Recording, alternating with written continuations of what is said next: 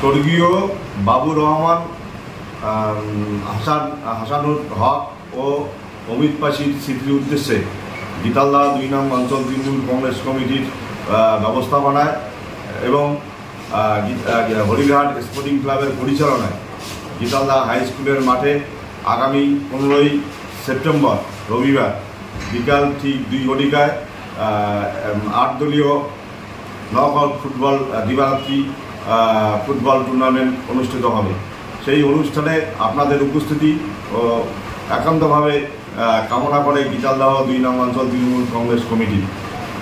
এই ফুটবল টুর্নামেন্টের উদ্বোধন করবেন আমাদের মাননীয় সাংসদ মাননীয় জগদীশ চন্দ্র বর্মা বসুনিয়া এবং প্রধান অতিথি হিসাবে উপস্থিত থাকবেন দিনাটা এসডিপিও ও মাননীয় ধীমান মিত্র এবং উপস্থিত থাকবেন দিনাটা 1 নম্বর ব্লক তৃণমূল কংগ্রেস কমিটির সভাপতি মাননীয় সুধাংশু চন্দ্র রায়।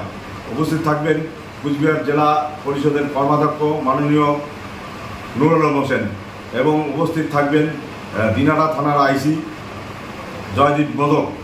উপস্থিত থাকবেন পঞ্চায়েত সমিতির সভাপতি মাননীয়া তপতি রায় এবং উপস্থিত থাকবেন গীতালদা ২ নং গ্রাম পঞ্চায়েতের প্রধান আনোয়ারা বিবি এবং অন্যান্য নেতৃত্ব। আপনাদের সবারই সাদর আমন্ত্রণ থাকবে।